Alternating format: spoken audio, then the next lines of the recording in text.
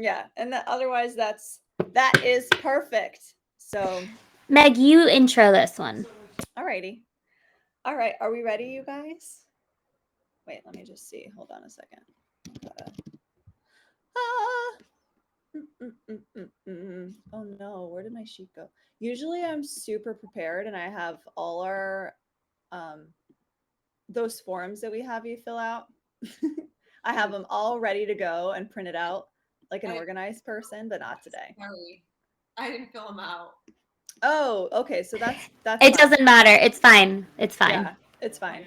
Just if you I have a headshot of you already. Okay. I can do it right after. Yeah, just so I have a better if I talk like this. Is that better? I don't know. I think it sounds good. Okay. Is there too much? No, it's not going to be too much. Okay. It's definitely not going to be too much. I'll lean in. Yeah. So when we're introing, what I didn't ask you, so what do you do so that I can, well, I'll ask you to do that, but like, sure. Yeah. Okay. All right. Okay, you guys. So, what, Sarah? The dog whispered. Okay, I'm done. No, we can't hear Sydney at all. Or I can't. Can you hear her? She's a dog whisperer. And that's essential to women's health. So we're bringing her on. Yes, we are. Yes, we are. All right. So, hi, everybody. We are here today with Sarah. This is Kylie's very good friend and now somebody that I'm a huge fan of. We just met, but I am so excited to talk to you. I cannot wait to pick your brain. And Sarah's going to talk to us today about our circadian rhythms and how they affect our gut, our hormones. Hopefully, we're going to take a deep dive into all things circadian rhythm. And I'm so, so excited. Thank you so much for being here, Sarah. Thanks for having me, you guys. I'm so excited. Yay! So before we dive in, can you just tell everybody who you are and what you do? Sure. So my name is Sarah. I am the creator of Nourish, Thrive, Glow, a functional nutritionist, my master's in functional medicine and human nutrition. And I work with women to help them create a realistic approach to nutrition to heal their bodies holistically. Oh, I love that so much. I think the key thing that you just said there about yourself is realistic approach. It really is one of those. You're not gonna. So I know people will often hear, "Oh, I'm an integrative nutritionist. I do all of those like annoying buzzwords." And it makes you feel like you're getting wrapped up into a cult or something, right? But totally. But what Sarah's approach is like, I'm a human being, I'm a woman. What do I find helpful? What can I actually do every day? What can I actually make a habit and then allow it to even have an opportunity to have an impact? And that, if Sarah, tell me if I'm wrong here, is a really big pillar of the way that she works with people. So that is why we are so excited to have her here. But you did a lot of research in circadian rhythm, didn't you, when you were in school? Yes. So in graduate school, I took a really strong interest in circadian rhythms. So I wrote my capstone on circadian rhythms, disrupted rhythms as it relates to obesity, type 2 diabetes, and also sarcopenia, the loss of muscle. And so it's something that it impacts all of us, right? It's a naturally occurring process, but it was kind of crazy as you're digging through past and current research and even things like animal research, right? Like we see how disruptions are impacting our lives in such a negative way. And I think night shift workers know this more than anybody. Totally. Yes. Okay. So let's address the most important thing. Tell us what circadian rhythm is. By the way, rhythm is the worst word to spell ever. I can never spell it right ever. It makes me feel stupid every time I go to this is a complicated topic and I could teach you the topic, but don't ask me to spell the damn word. That's how the word maintenance feels to me. Oh yes. Like what? Is it an A or an I or an I? I don't know. A or an A? A or an E? Ugh. Don't ask me. I have no idea. Anyway. I'm a bad speller, so yeah. I use That's what we're here for. So, totally. So let's talk. Okay, so circadian rhythms, without going down a rabbit hole, the easiest way to think of them is they are physical, emotional, mental, and behavioral. Circadian rhythms, let me say that again, are physical, mental, emotional, and behavioral changes that occurs in the body. So when I say rhythms, just think routine. So these rhythms are naturally produced in the body. And what I mean by that is internally, our body producing these rhythms. We work on this like certain cadence, right? Our body does different things at different times of the day. It can't be doing everything all at once. So the easiest way to think of circadian rhythms is to think of routines. Your body likes routines. Ugh. And I also felt for some reason the word pattern came to mind. Is that also Totally. okay? Yeah. So circadian rhythms, routines, patterns, a certain cadence, right? Like really just organizing your life. I think a lot of us live in chaos, so it's truly organizing your life to support your natural rhythms. I relate to that chaotic Oh feeling yes. so much. I love me a little chaos. I'm gonna be real. I love me a little chaos. I really do. Meg thrives in the darkness. I do. She's like a I thrive. mushroom. That just came to. That was very good. That was brilliant. You get so many brownie points. Kylie wins this episode. Oh my God. Okay. So can you can you give us some examples of different rhythms? Maybe I'm not asking this question right. That exist in the body. So when you're talking about the internal processes, what are some of those? Sure. So rhythms influence almost everything. And the most popular rhythm people know of is our sleep wake cycle, right? Like everybody, Right. when we hear circadian rhythms, everybody goes right to sleep wake cycle. And it is really important, but there's other cycles too, like meal timing. So we know through research that meal timing can benefit things like digestion and blood sugar. So we call them in research circadian oscillators. So circadian oscillators would be like gut health, digestion, metabolism, blood sugar, meaning they're all synced up to this rhythm. So our rhythms influence everything from mood to sleep, wake, energy, going to the bathroom, right? Our colon is a circadian oscillator. So if you're like a little bit confused, jet lag is circadian disruption. So when we're jet lagged, Ooh. Okay. oh, my sleep was a couple days late. Oh, maybe I broke out, or I'm so anxious, and like, but I haven't changed anything. It's just my sleep. Well, you've disrupted your entire circadian pattern. Does that make sense? Oh, yes. So So, are these different patterns also connected or related to each other? So, when one gets disrupted, do others or do the rest get disrupted as well? yeah, Ooh, right. Like good if our question. digestion's off, our energy's going to be off, right? And our Right. blood sugar could be potentially off, and then we're going to feel anxious if we're sitting there bloated and uncomfortable if you're not going to the bathroom. So I truly Mm. believe that holistic standpoint is that whole systems approach. So rhythms equal routines, and then it really equals balance. And the easiest way to think of a time you disrupted your circadian rhythm is when you travel or on Mm. Mondays when you can't wake up in the morning and you're just like, oh my God, I'm so tired. Because what gets us up in the morning is that burst of cortisol, which is circadian. So when we go to bed in the weekends at random times, we're constantly exposing our eyes to blue light. It's sending the body mixed messages. And so we feel it a lot on Mondays. When we go to wake up, we're hitting snooze or we're like, I just need more coffee. It's because we Mm. disrupted our internal rhythms and now everything's off a little bit. Wow. Okay, guys, the Wow. Monday blues. So this is not just a thing about going back to work. This is a physiological response Yes. to getting off your rhythm during the weekend. Wow. Totally. Yeah. And so people message me being like, yeah, but what if we hate our job? Obviously, like more like, people say this. God, on Monday I feel so bloated or I'm constipated or my face just feels so puffy. It takes me Wednesday to feel better because you've disrupted your rhythms. Your microbes are circadian too, like our Mm. cycle, hormones, blood pressure, body temperature. These are all circadian. And so most of us are constantly disrupted by just like being on our phone late at night. So there's tools to put in place, but there's also easy things to remove, like not like having your phone in the bedroom when you're sleeping, like little things we can all create. Oh no. But wait, so what do you I'm assuming you're just going to tell someone like me who my first excuse is, "No, but I need my alarm clock. Like my alarm clock is on my phone." And you're probably just going to be like, "Girl, the world Right. existed before your cell phone alarm." Get a clock. I would say yes, get a clock or put it in the bathroom. I mean, you could still hear it. Oh, You that's could definitely, true. like, put it further away. I mean, it's interesting.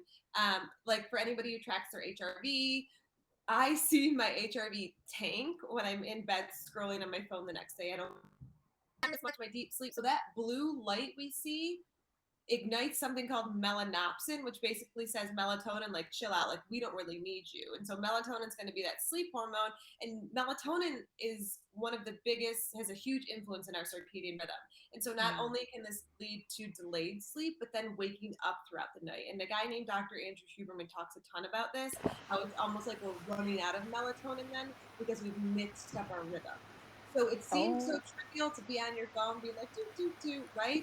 But you're now telling melatonin, like, you don't have to come out right now, and you're getting out of your rhythm. And a lot of people then too will notice that they can't stay asleep. And the easiest way to say this is it's like they're running out of melatonin. The melatonin's out of its rhythm. Oh my God, but it's so fun.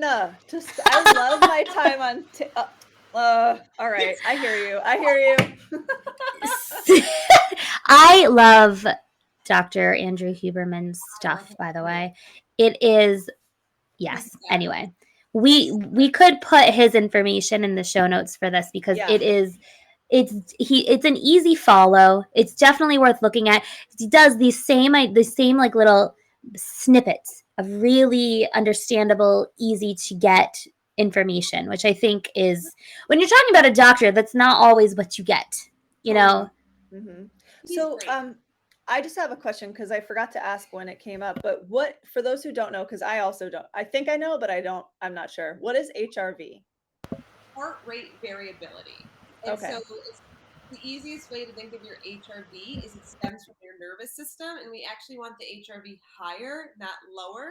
So a Mm, lot of people that I work with, and I'm not sure like if you, Kylie, like look at, I'm sure you do too, but they're like, oh my God, my HRV is so low, like what gives? And all of a sudden we look at their habits, and I'm like, of course it is. So if you wear a ring or a Whoop, I believe the Apple Watch isn't super accurate because you're not wearing it all the time.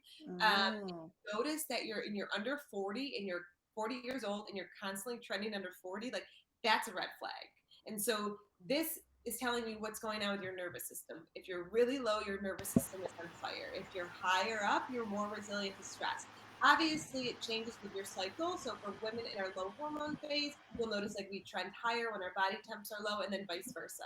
But it's such valuable data, and I think so many of us ignore it because, not to call you out, Meg, but like we don't want to get off our phone, right? And that's no, fine. call me out. Yes. We get, Kylie and I have decided we get, one of us or both of us are called out on every single one of these Every episodes. freaking episode. It's such, you have to like, I need a therapy session before I go into this to prepare for like the bullshit that's going to hit me in the face. Okay. But you're right. And I mean, gosh, we hear this from people in many, many different ways. This is just another example. Once you get the information, you now Yep, are accountable to yourself for doing something about it. totally. And when you I, see the change, then people stick with it. I'll just tell clients or even myself, like when I get out of the habit, I'm like, why am I more anxious? Why aren't I sleeping well? Why aren't my bowel movements as good? Why do I feel more mm, bloated? Like, why does my eyes feel puffy? And then I can look Yeah. back and it's like, I was on my phone. I was on my phone. And then I'm triggered sometimes when I'm scrolling through Instagram. And when we're triggered, our adrenals respond. They don't distinguish between real stress and perceived stress. So two major hormones for your circadian rhythm are cortisol and melatonin, right? And so they're in a seesaw. mm, When one is high, the other is going to be low. And cortisol is definitely more of the dominant hormone here. So people don't realize scrolling on Instagram, seeing a triggering post or somebody sending you like an obnoxious message, like your adrenals are going to respond. Plus the blue light with the melanopsin and then melatonin goes down. And then we right. rely on supplements to sleep when we can really just kind of start to alter our habits. Wow. I cannot Whoa, believe you guys. have blown my mind with this HRV thing. And I just, so wait, how does one track HRV? I know you mentioned a few things, but so Apple Watch, not so accurate. So what do you, Aura ring, a Whoop, okay. And there's an actual holster some clients of mine wear, and it's like for like the intense clients like to wear it, and it buzzes them when their HRV is low, and they like wear it around their body. I'll figure out the name of that one. For me, that just seems like I don't like things like touching my skin a lot, so I Oh, No. the ring is also, I think, I might be wrong, but it's the lowest EMFs too, because it's not. It is. I looked that up. It is because Brian wears a Whoop, and he really, really wanted me to get one so that we could like be on a team and do things. And I was just like, I know, you guys, I know, but you have to wear it like on your arm. And I was like, I'm not wearing a wet, sweaty piece of cloth around my arm. I mean, and no offense to Whoop, whatever. I think a lot of people, a lot of my friends have it and love it, but I am very excited. I'm gonna do the Aura ring, I think, and I said the same thing, Brian. Like, don't sleep next to me with that Whoop on your arm and like put your arm across my chest with all the radiation. Like, I don't know, sir. Thank you. No. And the ring is much lower. I think, in fact, you can turn off something. Yeah. Yep, and it still will collect the data. And then it just sinks when you turn it back on for like a blip or something. So I feel that's a better choice. Yeah. So what if we are talking to fellow addicts in the evening of scrolling through TikTok or Instagram, would it be helpful at all as an interim to wear like blue light blocking glasses / do you think those even help? Yes, in general, there's the ones that and Huberman talks about this, and then like they're those like hideous red ones that like Dave Asprey wears. So yeah, I mean, sure, that can help like mitigate it, but could still like. But Sarah's like, just get off your fucking phone. Like, I mean, honestly. I don't know about you guys, but like sometimes Instagram's like really triggering for me. Yeah. Or, like having like a public page, people can like send you things or make a comment on things, and you're just like, ugh, and you just you're so obnoxious, but you feel it. So it's like yes, hand in hand. Absolutely. So in other words, it's not just the blue light. Right. It's the messages that are coming through subconsciously or like really consciously, in fact, that'll increase that cortisol plus the blue light, which is, I think you're saying, decreasing melatonin, getting both of them off their rhythms. Totally, right? So the blue light, there's something called melanopsin, and then that like also works in like that seesaw with melatonin.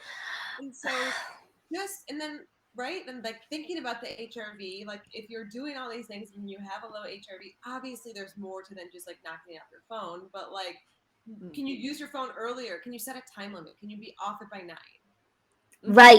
Right. I think the answer, honestly, for most people is yes, you can. Yeah. Oh yeah. You just have to choose to do it. It's not like I'm saying like go run a 10K every night. Like just get off the It's the hardest. My we're like not gonna do that goal.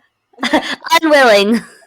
Like, I finally started to do this, and wow, like I'm less anxious in the morning. Like I try not to pick up my phone first thing in the morning, but like I did today, and like I can just kind of for some reason like feel the wave of anxiety come over again. Wow. Yeah, I love that.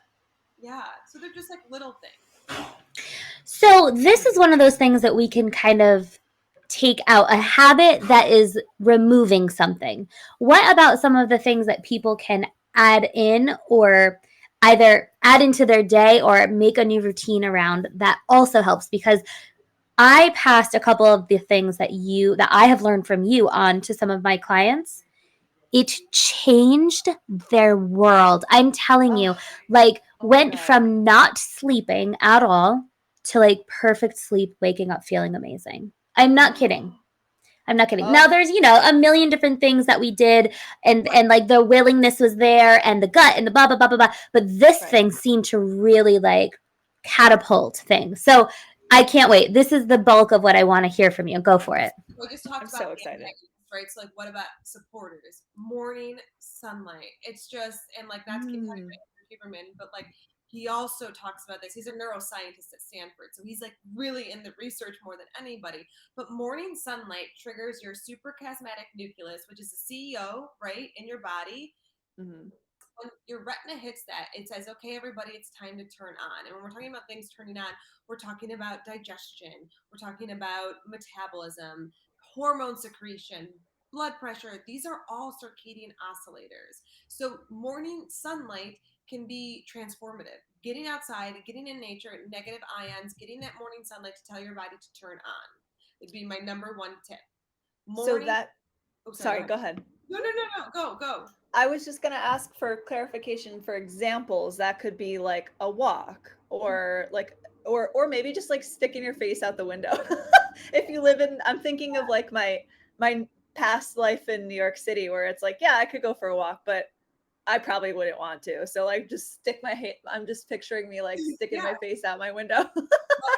Face out the window, drink your like mineral drink outside first thing. If you're commuting to work, park further, right? Oh. From spot, anything. And so that sunlight's just going to be so important. Okay. Probably aside from like genetics, the most important regulator of our circadian rhythms. Say that again.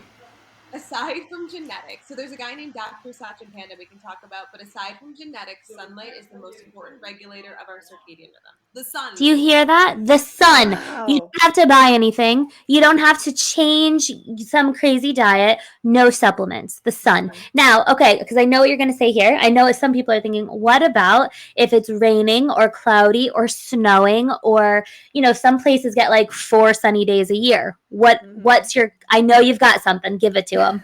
So cloudy days go out, you're still getting more lux, which is a unit of light. So you're still getting more than you would get from a sun lamp. Alternatively, for people who are like way up north in Canada or in Scandinavia and they're like, it's dark all the time, or you work night shift or your hours are different, invest in a sun lamp. I'm looking for a minimum of 10,000 lux. Sit in front of it. Wow. There you have it, guys. Yeah. Your excuses are no longer accepted. Thank you. Bye-bye. There are some in a good budget range too, like, you know, go on Amazon and things like that. They'll say they're lux, so look for a minimum of 10,000.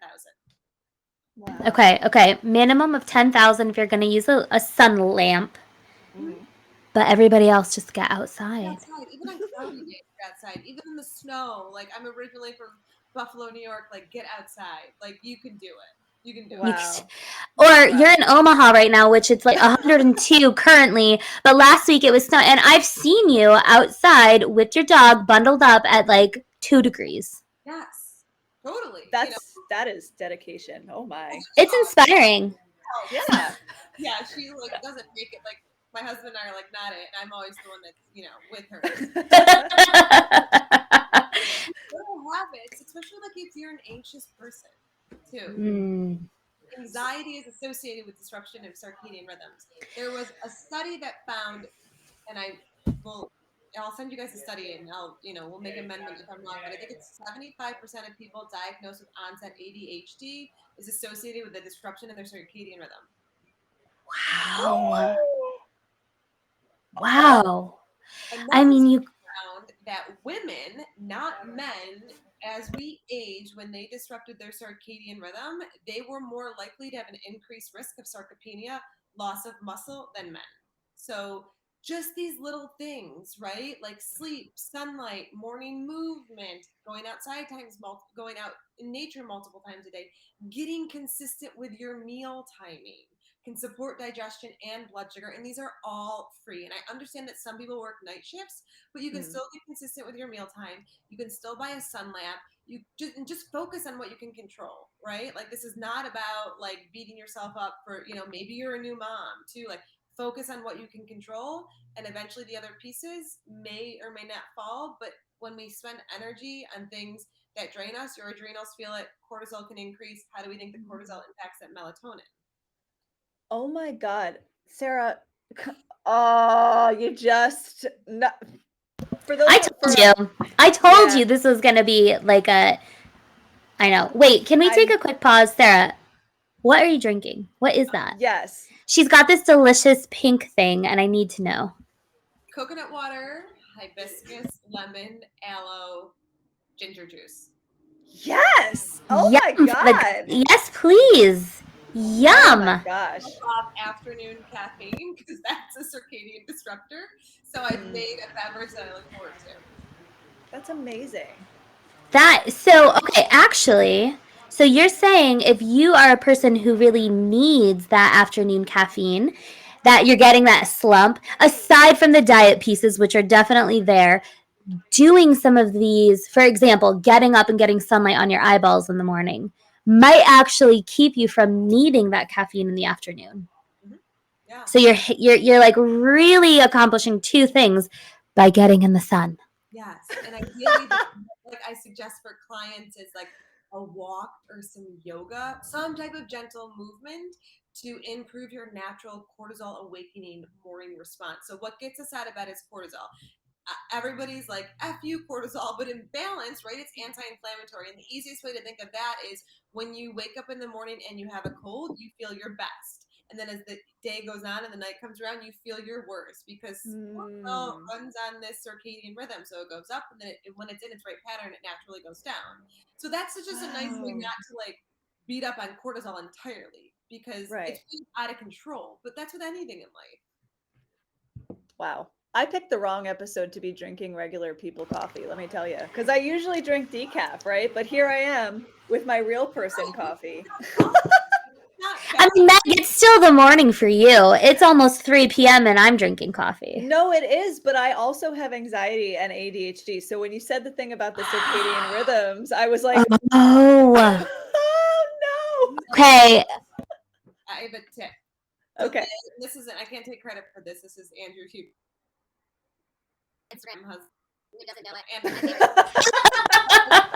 it. He suggested this, and my goodness, game changer, delaying your caffeine intake an hour when you wake up. Wait at least an hour.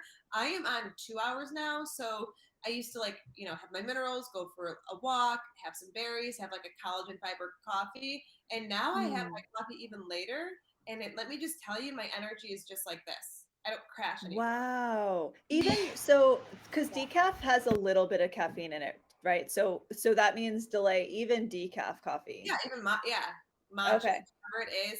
It's hard. Don't work at an hour. Work at 10 minutes, 20 minutes, 30 minutes. And now, like I'm in like the later half of my luteal phase where like our energy starts to dip. And so I've been like super mindful of delaying the caffeine. And it's like 2 o'clock here, and I'm like, you can hear me. I'm like buzzing, and I just had like just one coffee around like 7:30, 8 o'clock, and I had it, and I got up like around like 5:36, and so like there was that decent delay. Obviously every day is different, but when I'm like pretty spot on with it, energy like amazing.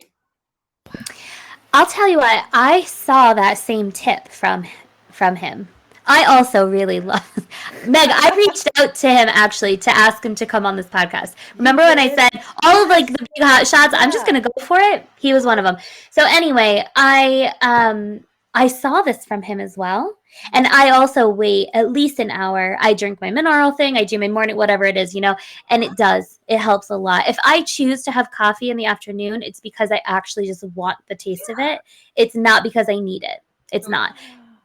Which is, I mean, most of the time. Right. I mean, same. Like we're all human, so it's giving yourself grace and controlling what you can. But clients of mine who were like trending in their HRV, like in the 30s, 40s, we had them do this for about a month or so, and they've jumped up like 20 points. So like insane. Do things like like meet yourself where you are. If you're having coffee on an empty stomach right now, try adding in some berries with cinnamon, right? And then maybe like adding some protein or fiber or whatever it might be, and maybe that just works for you, and you're like, this is it for me. And if you want to take it to the next level, just try delaying it. So maybe you delay it and you have your berries, and now I've taken it up a notch even further. I do like my mineral water, have my berries, go for my walk, do a workout, have my breakfast, and then like about half an hour later, I have the coffee, and it just is really like different. Like my energy is just so different. Wow. My HRV is now, I don't want to be like obnoxious, but it's like now in the 90s and the hundreds. And I've like kind of Whoa. That's amazing. What is the minimum that you like to see it again? so like obviously like your age and like genetics do play a role, but a minimum of 40 if you're under 40. Okay. Oh wow, and you're in 90/100s. That's great. Oh my god. I like talked about this, and I have highlights too because I've been wearing this for like 2 years. When I was really low carb, I was stuck in the 60s. Like you'll see, like when I used to share it, And it was like really low carb, fasting really long, and then I like reworked some things, circadian alignment, physiology, and then it really just kind of trended up. Wow. Can we go back to the morning sunlight? I have one quick question on that. Is there a recommended hour of the day that you do this sunlight, or is it like if people go out at noon, is that okay? Like, is there a period of time where it's most optimal? So if in a perfect world, we would all be like waking up barefoot on the beach, or the mountain, like within an hour of waking. So here's the thing: if you can do it within an hour of waking. If you can't, aim for sunlight before 10 a.m. If you're a night shift worker, get out in nature as much as you can when you're awake. Okay, that's really helpful. So say it again. So if you can, sunlight within an hour of waking. If like you're like, I'm a mom, I'm this, I'm that, it doesn't work. Okay, sunlight before 10 a.m. If you're a night shift worker and you're like, I'm typically sleeping around that time, get sunlight as soon as you wake up. And then for everybody who has trouble sleeping, and even if you don't, like multiple times throughout the day, get more sunlight. Okay, right. That's it. Perfect. Because I thought that I would hate for somebody to be thinking, oh, I'm doing this thing really, really well. But really, it's like 1 p.m. is not the same as when you get up, right? Right. And again, like if you're a night shift worker and you're coming home and you're exhausted and like you're caring for other people in your family and you're not getting up to noon, like that's fine. What I would suggest for you is to focus on sunlight when you can and consistency with your meal timing. And when I work with night shift workers, eating the bulk of your calories during the daylight when digestion and metabolism are strongest. Okay, let's segue into digestion then. Okay. And how these rhythms impact digestion being optimized. So you've mentioned a couple times timing your meals and having that help. So are you saying eating breakfast, lunch, and dinner, just as an example, at the same time or around the same time every day actually does matter? Yeah. Similar times, right? So I mentioned this person very briefly. His name is Dr. Sachin Panda. He wrote Circadian Code. He's at the Salk Institute in San Diego, and for the past 20 years, he's been studying like chronobiology, circadian rhythms. And what he has found through human and animal research, researchers study animals for people that get like upset about this because they're easy to control. Humans change their behavior often when we're being studied. So what he found in his lab and what other research has shown, and I'll talk about this after, is that getting consistent with your meal times allows your body to anticipate it. It's like going to work and you have a schedule of your meetings. You can anticipate what is going to be asked of you. Now imagine going to work on a Monday with no schedule and just sitting there and people being like, hey, you do this, do that. It would feel chaotic. So meal timing is the easiest tool if you're listening to this and you deal with blood sugar issues. Because all of a sudden now when we get, similar times, it doesn't need to be 9 a.m. It can vary. Like even on the weekends, it can be helpful. So like try if you eat breakfast between like 9 and 10:30, you can give yourself a little wiggle room with 11 or something like that, But your body starts to anticipate this. And in its anticipatory response, it starts to rev up certain things, whether it's digestive enzymes, whether like the pancreas is getting primed for, the blood sugar support, all of that stuff. Wow. Okay. The reason that I'm feeling like this is an important thing is because there's so much bullshit out there about, like, I'm putting this in quotes, dieting tricks. And a lot of it is very old research that even if it came from a good place, it's not helpful and it's not correct. And so this is one of the things that I feel like has always kind of been thrown around. And so I guess what we're here to tell you is it does matter, but it's not because of maybe some of the reasons that other people used to say. It's because of this link and connection to circadian rhythm. Mm-hmm, totally. And so another thing to think of is they call it gut lag. When you're jet lagged, you're kind of constipated, right? Like there's no other like nice like way to say it, right? People are like, I'm sure you hear this, Kylie, like from your one-on-one clients, like, oh, I went to Europe and I'm constipated and I'm bloated because you disrupt your circadian rhythm and you disrupt your colon and you disrupted your microbes. So like when we're constantly eating at erratic times and sleeping at erratic times, we are basically living as night shift workers. Whoa. Sachin Panda, Dr. Sachin Panda talks a ton about that in his circadian code book. References a bunch of research for people who want to dive into that more. But yeah. Wow. So what tips do you have to regulate your gut when you are traveling? At gut/circadian rhythms when you are traveling. What do we do about that? Morning sunlight, right? So Oh, get right, up, right. walk somewhere, walk to grab a coffee, walk to something. Right. So this will help to improve that morning cortisol awakening response. Sunlight as much as you can, and then it depends on how long you're going to be there. Let's just say you're going to Europe this summer, right? And so you're Mhm. switching a big time zone, syncing yourself up to that time zone as soon as possible through sunlight, and then just making sure that you're mindful of hunger cues and leaning into that instead of Right. rigid times. And then you can add in supportive tools. I really like GABA and L-theanine by Quicksilver Scientific to help you Mm. get into a sleep and sort of get back on the rhythms. Bitters or enzymes could be helpful in that scenario, but just really focusing on the basics. Okay. So when my husband and I argue about whether or not to leave the blinds open or closed in a hotel room at night, you're telling me I should leave them open because the sunlight will help us regulate. Is that what you're saying? So, I mean, so I get this a lot from people too. Yes and no, because yes, ideally in a perfect world, we would wake up with the birds, all of that Mm. stuff. But if I don't want you going on 4 hours of sleep and then Right. Okay. I'm forcing myself up, the goal would be when you're up, open those windows, open the blinds, turn on all of the lights. I think sometimes when we wake up, we're tiptoeing, put on the lights. I open, Everything. And go yes, for a walk. Okay. yes. All right. We can do that. Meg, I think the real answer is, do you want the blinds open or does Jason want the blinds open? And let's just be honest. That's where the real answer is. Yeah. No, it's me. It's me. Obviously, it's me. Because I just I do. I don't know. I do too. I prefer to sleep with the blinds open so that I get the sun when I come out because it just, yeah, it feels good. It feels natural. Yeah. But Sarah, you have a great point though.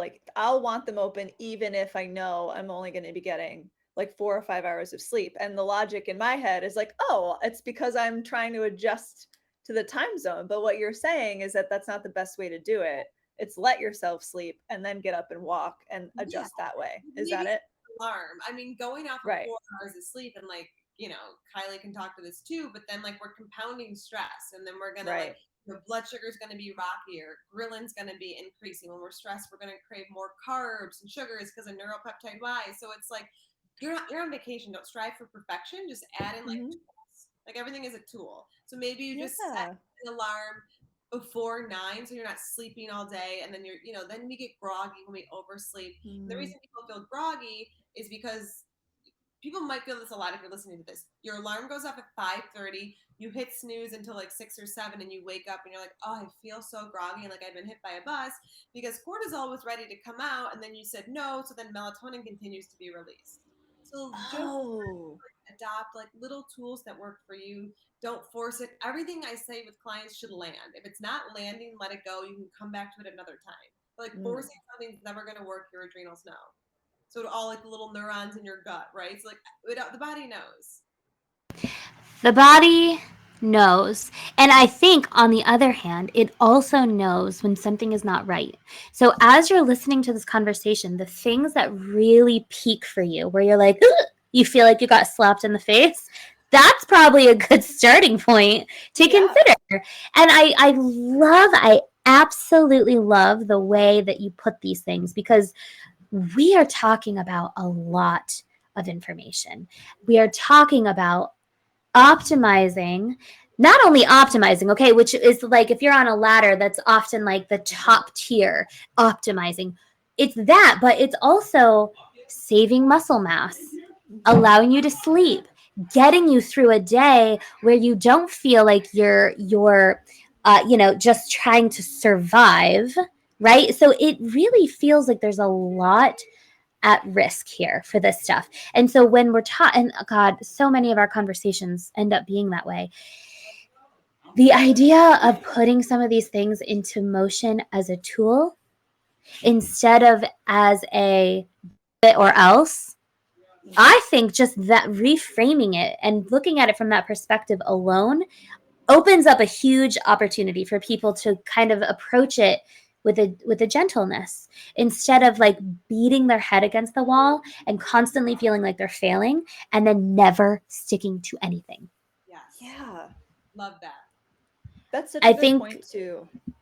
I Yeah. also, like, I find this with my clients too, where like if you try to set the goal, the end goal as the first step, it feels really overwhelming. But Sarah, what you're saying, even with the caffeine thing, going and out, delaying your caffeine for an hour can be really challenging. So if you have to start with just 10 minutes or 20 minutes or a half an hour, start there and grow Exactly. and work toward it. You know, that's so, I think, digestible for people.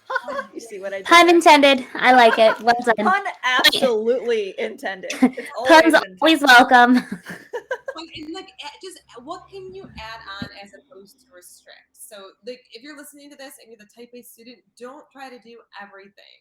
So, like, maybe you're like, I can't delay my caffeine, so maybe you're adding berries to it, right? To like bring in some like color, some fiber to help like mitigate that potential like in that giant cortisol spike, right? Maybe you're listening to this and you're like, well, I'm doing the morning walks and I'm getting the sunlight, but like, you know, I have really poor blood sugar control. Like, our peripheral clocks are circadian oscillators, which play a huge role in blood sugar. So focus on meal timing. Maybe what you do for the next 2 weeks is you say, I am going to get a protein and color rich breakfast in between 9 and 10 every day. And then see how once you start to feel better, you're more likely to adhere to things then. And you're more likely to make changes. If you do it all at once, you're going to stress yourself out and nothing's going to land and you're not going to know what's working. That for me, I'm going to say it out loud to hold myself accountable. That's the thing that I'm the worst at. Ugh, me too. I'm the worst at it. The breakfast. Meal timing. Oh, meal timing. Yeah. Okay. I'm really chaotic with it. You know, we'll get going doing something or we'll be on with clients or doing recordings or whatever it is. And there's no, I just would like not. And I will be hungry. I always know when I'm hungry. Trust me. I'm not one of those people who's like, oh, I just forgot to eat. No, I'm not forgetting. No, I just choose not to do it, which is worse. Sarah, do you remember when I texted you guys a few months ago and I was like, I feel like a crazy person. Yes. I don't know what's going on. And you were like, all of these like really high level things are possible, but like, are you eating protein? Like, are you eating during the day? What's going on? And when I looked at it, I was like, I'm the worst dietitian in the land. It was awful. It was just like I would start the day out strong, maybe, and then not eat anything during the day. And then wait until like 8 o'clock at night when Brian is done with his clients to eat this like thrown together thing and then go to sleep. It's awful. So I guess I'm trying to say personally, I'm telling you guys, it does matter. And I'm going to take meal timing on the next 2 weeks. I'll start on Monday, not tomorrow. I feel overwhelmed already.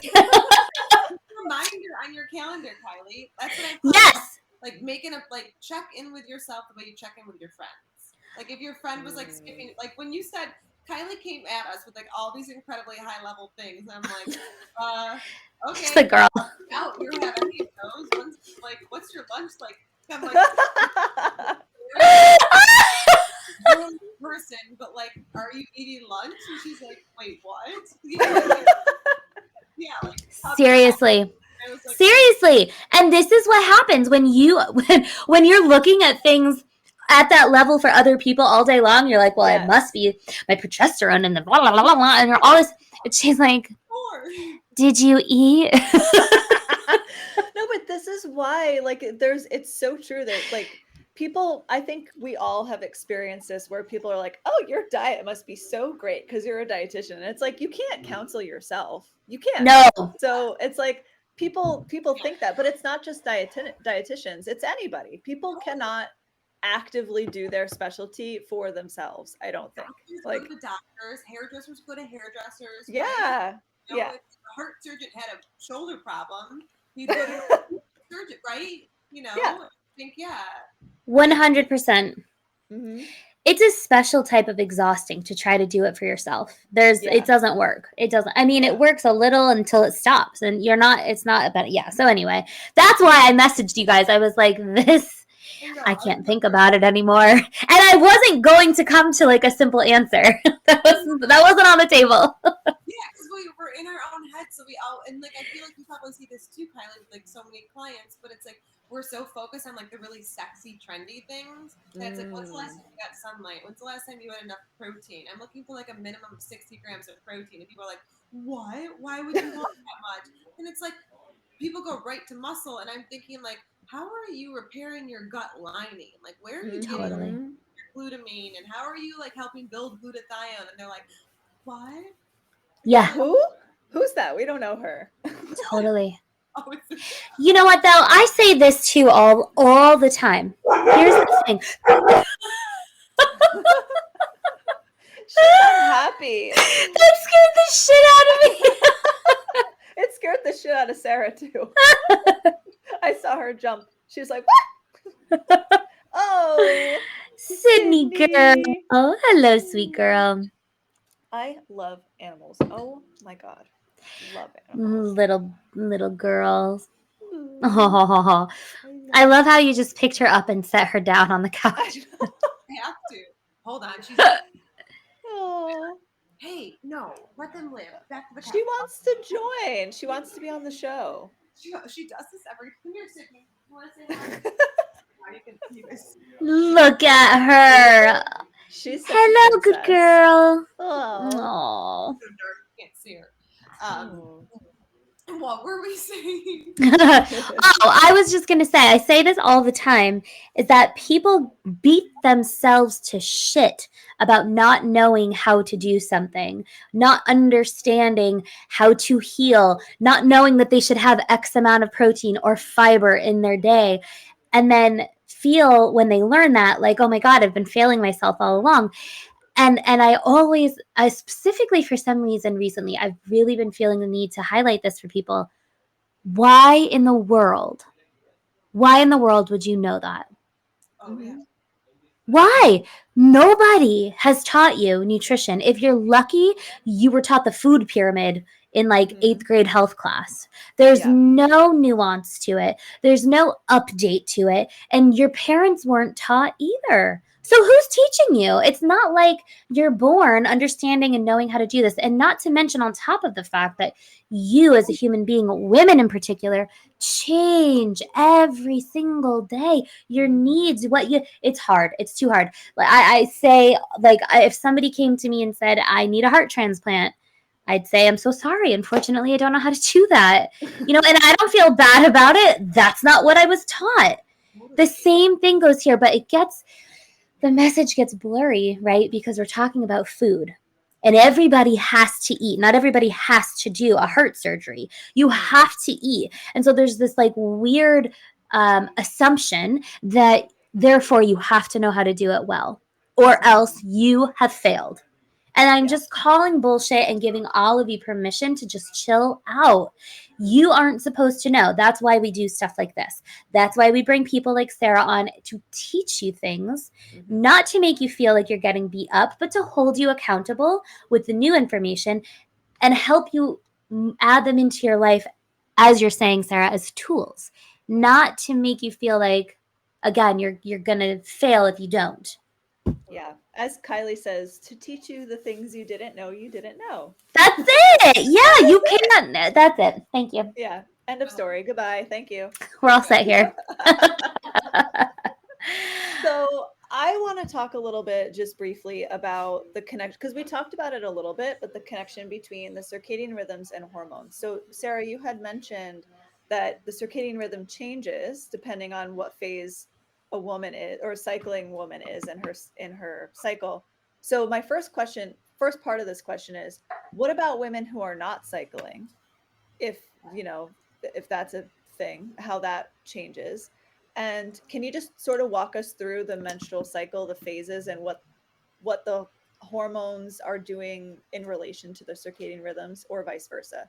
Yes. So women have a circadian and infradian rhythm, and then as we age in like postmenopausal and the hormones dip off, circadian frailty comes into play. So if we're talking about, I think, like, and Kylie, correct me if I'm wrong, I think it's simplest to just say low hormone phase, high hormone phase. Your low hormone phase encompasses your premenstrual and your follicular, and then you have ovulation right after your follicular, and then it's really your high hormone phase.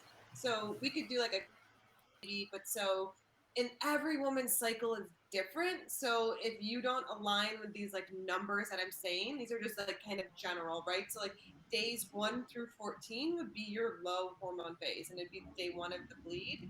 And during this time, research shows us that we're more resilient to stress. So your HRV, kind of going back to that, you'll notice that your numbers trend a little bit higher during this time. Your body temperature is a little bit lower. You do better with higher intensity. And did I say blood sugar? Not No. yet. Okay. And your blood sugar is typically a little bit more balanced. So this is a time where like our physiology is most similar to a man's. So during this we are a little bit more resilient to stressors. So I talked about like, getting after like HIIT workouts, maybe things like spinning, where low hormone estrogen and progesterone are lowest. Mm. Day 14 is a general day, but most time this is when ovulation would occur, right? Post ovulation would then be your high hormone phase, about day 15 to 28. Again, this varies for every woman. This is just general Right. terms. Right. As our estrogen and progesterone starts to increase, you'll notice your HRV starts to decline and your body temperature starts to increase. This is a time to do less. Things like high intensity exercise can feel really difficult during this time because estrogen is carb sparing, meaning it makes it difficult for our body to utilize carbohydrates for those type of exercises. Progesterone high can be catabolic, so it's a great time during this time to focus on like a week or so out from your period, like walking, yoga, Pilates, lower impact movements, knowing you're less resilient to stress, like maybe nurturing yourself a little bit more, self-care, really being mindful of your sleep, because during this phase too, sleep can kind of be rocky. Yeah. Oh my gosh. So it sounds like the circadian rhythm is a little bit more like you said the verbiage circadian fragility, right? So Yeah, it seems to be a little bit more fragile or shaky during the luteal phase, right? yeah, and that's like that Okay. encompasses like the infradian rhythm, right? So like women run Oh. off the circadian and infradian. So they go hand in hand, but like those cycles are part of the infradian rhythm. And then, sorry, is this like too much? And then No, this is great. each What? circadian frailty occurs. Sorry, did I freeze? I froze. Sorry. Go on. And then as we age, circadian frailty occurs. So people see as you get older and you wear a whoop and an Oura ring, your HRV trends a lot lower. That's normal. It's not something to freak out about. With the frailty, then too comes an increased risk for things like sarcopenia, that loss of muscle, lean mass. When we lose lean mass and loss of muscle, right, blood sugar becomes more rockier. We tend to lose muscle and then we gain weight. This impacts our metabolism. So women in their reproductive years, we have infradian, circadian, and then obviously like postmenopausal. And then men don't obviously have an infradian. Circadian frailty really starts to come into play. So people notice like as they get older, they say I don't sleep as much. I'm having trouble Mm. sleeping, or I'm having trouble doing this. So being even more mindful of that, and just also like being gentle with yourself. Like as we age, it's okay to like swap out things that work in our 30s, that sort of thing. Right, right. Which is a hard thing for people to hear you say. I know. Like my postmenopausal women, right? With the decline in estrogen as a byproduct, we're going to lose muscle and we're going to lose lean mass. You are going to notice changes in your body. So this whole like keto thing, you need protein. You're already at a more increased risk for sarcopenia, that loss of muscle. And so we know through research, both circadian alignment and then being mindful of your protein is really important. And there's a woman named Dr. Stacy Sims that if you want to learn more in your peri and postmenopausal, read her book Roar. It's a really great book that'll give you some educational tools. So That's amazing. that is amazing. And I just have one more question about that are hormone related. Also, for those of you listening, if you didn't listen to episode 7, where Kylie and I have talked with Jillian and walks us through the menstrual cycle, go listen to it. It'll make a lot more sense.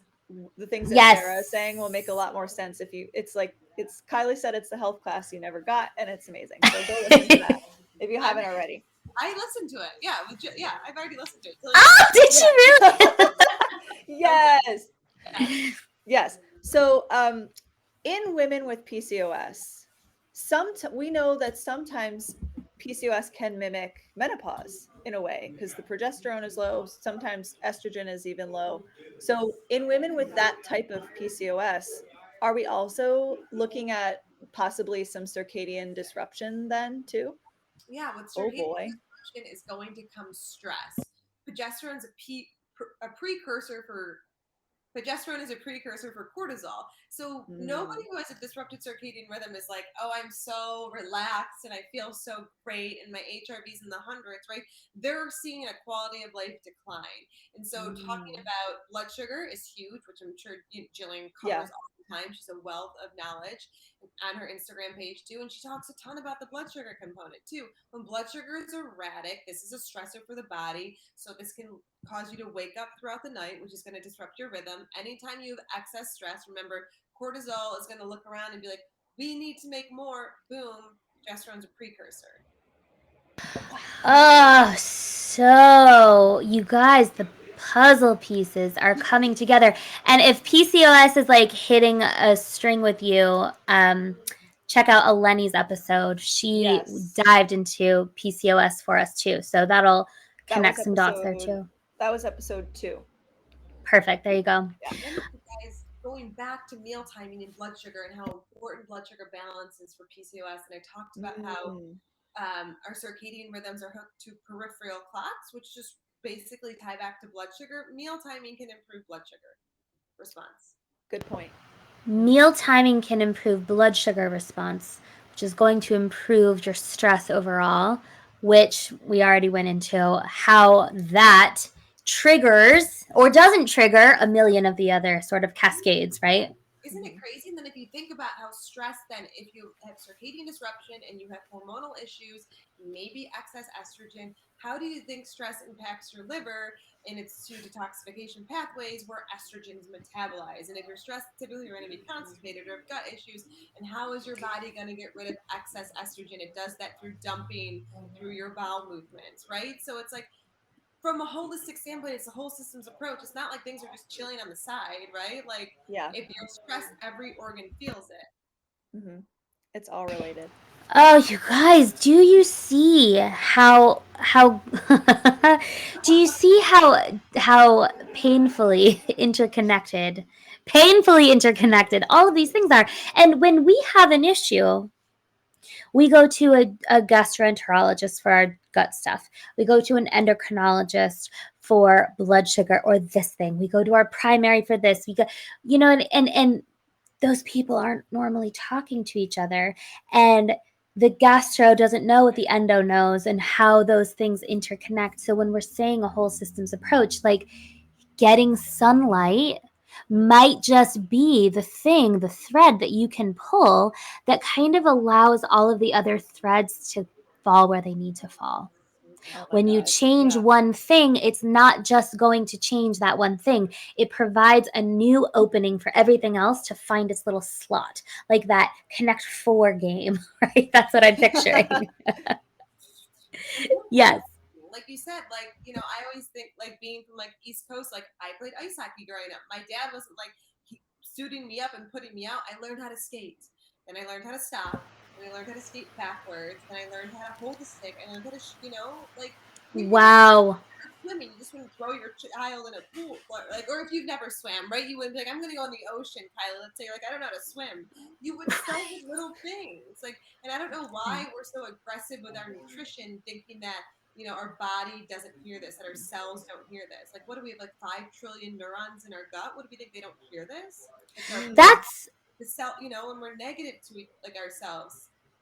Now research is coming out. I'll have to find the study, but that showed, I think it was self-talk shifted the gut microbial diversity in the gut of certain strains. Negative self-talk. 0% shocked. Zero shock here. Oh my God. Yeah. It's crazy. And this goes back to what I was saying about, for some reason, eating and nutrition does not get the same gentle approach that anything else would get if we were just trying to learn it. We'd forget that we were not taught.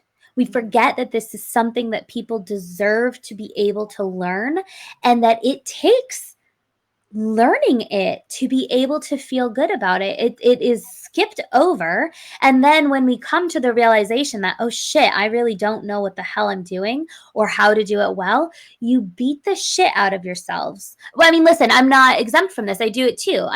And I know what I'm talking, like I'm in this world, and I still do it. So I'm saying this because I experience it myself, and this is as much a reminder to me as it is to those of you listening. You can only be as successful as you are gentle and realistic with the approach. Being realistic. You would never tell somebody that you loved and cared about that they had to go from 0 to 100 or else they're a failure. Ever. You'd never do it. And so that expectation shouldn't be held by you, because guess what it does? It makes you feel stressed. It makes you talk shitty to yourself, which you were just telling us is a direct, this is not an indirect thing anymore, you guys. This is a direct thing that is keeping you from what you're trying to get. And that's the irony of all of it. Right? Like the vagus nerve, right? That bi-directional highway that connects the gut to the brain. Poor vagal tone, right? That's associated with things like IBS, which like Kylie works with so many women for gut health. And it's like, geez, I think sometimes people are just like, everybody's an expert, first of all, in nutrition too. And I think just ask them. and they're like, just take out carbs. And it's like, if your child had issue with carbohydrates, would you say like, sorry, honey, like it's keto here on out, like you're never having you want to know why am I having issues with carbs? Obviously, genetic predispositions aside, like, are you getting sunlight? Are you living in alignment with your circadian rhythm? Do you have enough minerals? Do you have like adequate B vitamins? How are you supporting like your electron transport chain? All of these things. And I think we gravitate towards simple things because it's easy. So like, cool, I'm just gonna cut out carbs. And we wonder why all these other issues come up. Yeah. I love what you said about people go to the thing that's sexy. Mm-hmm. They go to the thing that makes them feel like they're a part of a club, like they're a part of a thing. I'm low carb. I'm keto. I'm paleo. I'm vegetarian. I'm vegan. I'm gluten-free. And I'm not saying there's anything wrong with any of those, by the way. I'm not saying that you shouldn't do it if it's what you feel best and supported by. But doing something to belong to something, not the answer. Mm-hmm. It's not always the the trending hashtag on Instagram. It might be that you need to get up and have sunlight in the morning. Mm-hmm. Or at least try it. I think last week's episode, we talked a lot about staying curious in relation to, mental health. And I think that the same thing can apply here. Stay curious. You are a constant science experiment for yourself. and just, Sarah, to your point, it's not like the things that work for you are not necessarily the best starting points for Meg. Mm-hmm. The things that work for you, Meg, are not going to be the best starting points for me per se. So taking in all of the information, choosing a starting point, and then just playing around and allow that play to be a really cool success story. Totally. Mm-hmm. Oh my God, I love that. It's so interesting how simple it is. I feel like in most of our episodes, we always come back to a similar conclusion about how it can. And I mean, in a lot of our episodes, we talk about some really debilitating things, right? Like we've talked about thyroid, we've talked about PCOS. Like a lot of these health issues can be very debilitating. So this isn't to minimize anyone who's experiencing those things, but I think more so what I'm trying to say is there's a lot you can do that we have access to before you jump to the medications and the testing and things like that. And it mostly revolves around things like food or movement or connecting to nature or kind of like back to the basics, like animalistic type in what's the word I'm looking for? Instincts, I guess, is like, mm-hmm. And it's the same thing with circadian rhythms falls into that too. Like living, like you were saying, Sarah, living in alignment with that. And it's just, it's a great reminder of how simple these things can be. And I would probably wager to bet the majority of situations, maybe not all, but the majority. It's the low-hanging fruit. It's the Yeah. free Mhm. low-hanging fruit, right? And it deserves at least a consideration before you go off the deep end. It might not be, to your point, Meg, it might not be the only piece of the puzzle, Mhm. but it might be a big part of it. It might be a piece of it that allows the rest to really have an opportunity to work. Right, there's so much. How much do you guys see this where you get all of the testing back, you're putting in the perfect intervention, and for some reason it's just not budging? It's Mm. because it's like the opportunity for healing doesn't exist for this person because there are so many other roadblocks that you're not going to find on a test. Mhm. Yeah. Wow. So just thinking about like, how can I make the rest of my job easier? Yeah. And control what you can. I mean, past and current research shows us that it's socioeconomic factors that have the largest cause on all-cause mortality. And I think people on Mm. Instagram love to like shit on other people for like buying non-organic or there's guar gums in their milk, and it's like, God, we're so privileged too. And I don't think like, Mhm. we become obsessed with these things, and it's like, as Americans, we can Amazon anything, we can go to Whole Foods any time of the night, and by 2030, the World Health Organization is suggesting that type 2 diabetes will be the 7th leading cause of death worldwide. But yet It's we have all of these disgusting. things at our finger. We can order this, you can order that, and it's like, when are we going to wake up and realize that like being obsessed and addicted to our technology isn't serving our health? Or chasing Mhm. all these fad diets isn't doing anything for our adrenals, which now like excess cortisol is associated with insulin resistance. So I think getting Mm. back to basics, it's not sexy, but like you wouldn't paint your house when it's on fire. So why do we think we need to paint our body when it's on fire? Or we want to do aesthetic changes, right? Like if a client comes to us and is like, I would love to tone up, and it's like, sister, your body's on fire. Would you go to Restoration Hardware and buy all this furniture when your house is on fire? And they're like, no. And it's like, you want to put Mhm. yourself in a caloric deficit when like all you're gonna do is further f up your shit. It's like, Yeah.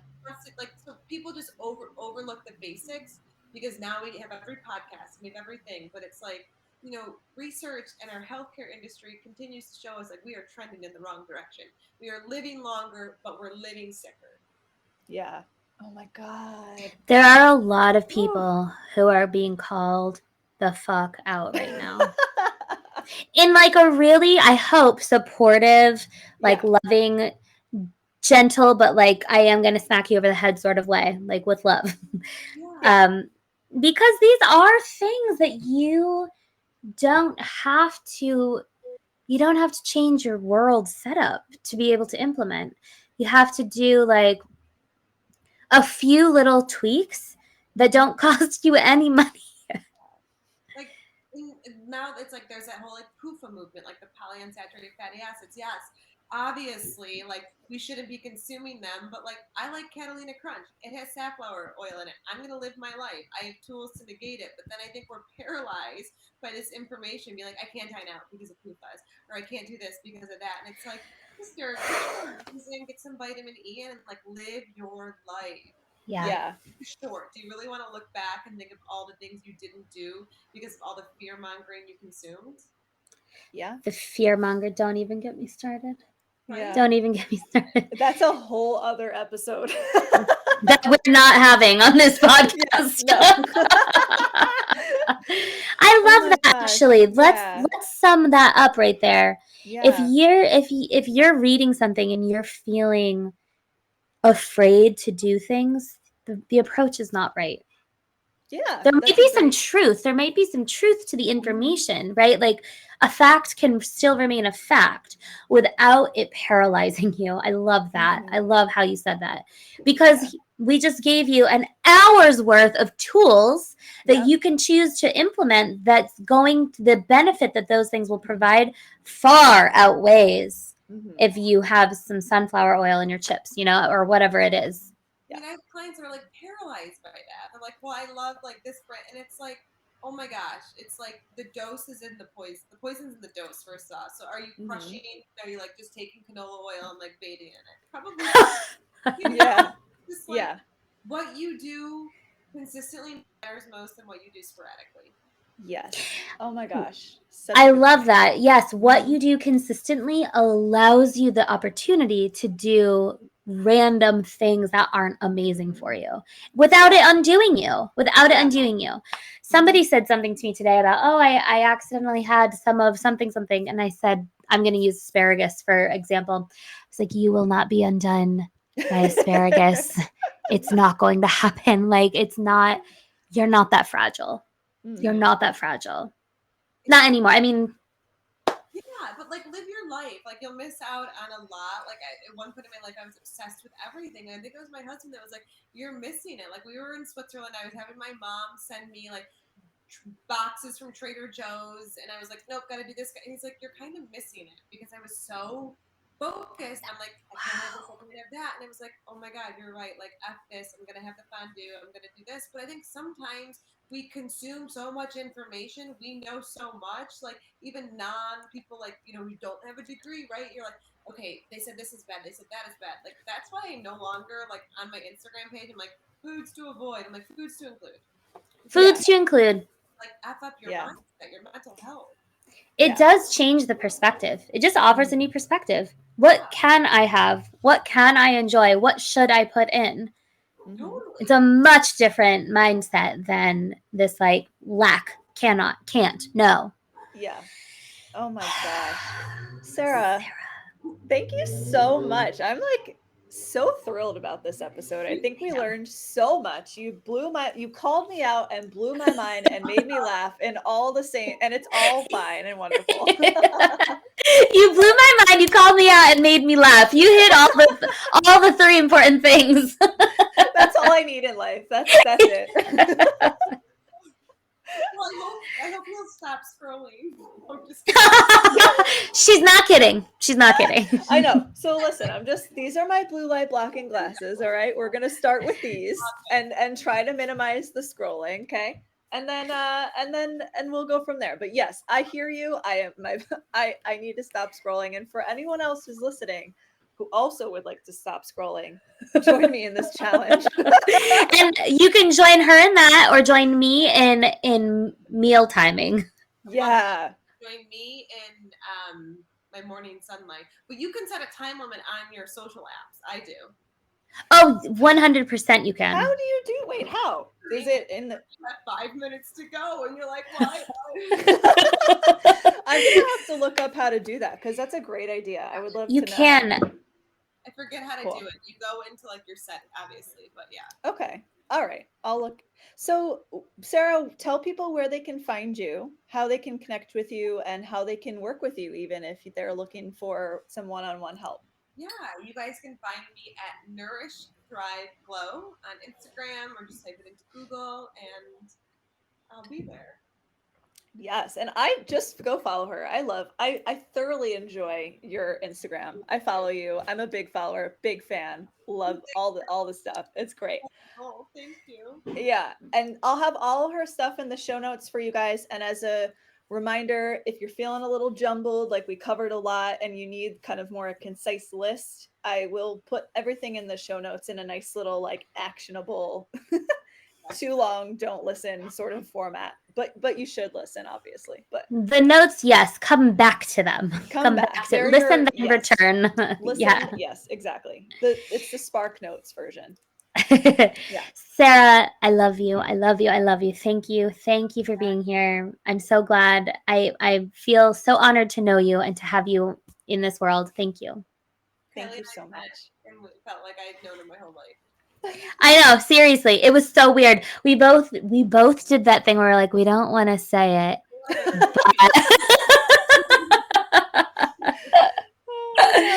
All right. Thank you so much. Sarah, thank you. See you later. Bye. Bye. Bye.